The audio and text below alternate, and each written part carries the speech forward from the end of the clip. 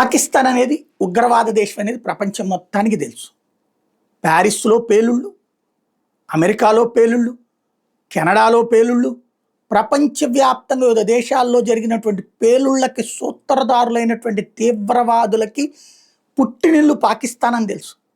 అక్కడి నుంచి తయారైనటువంటి తీవ్రవాదులే ప్రపంచమంతా అరాచకం చేశారని తెలుసు.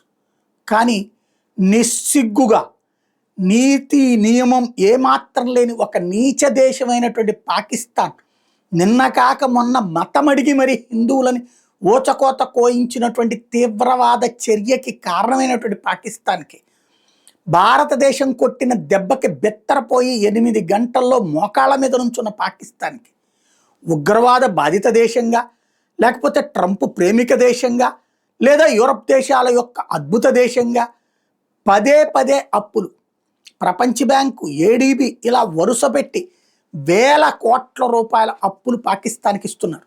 సిగ్గుపడాల్సింది ప్రపంచం.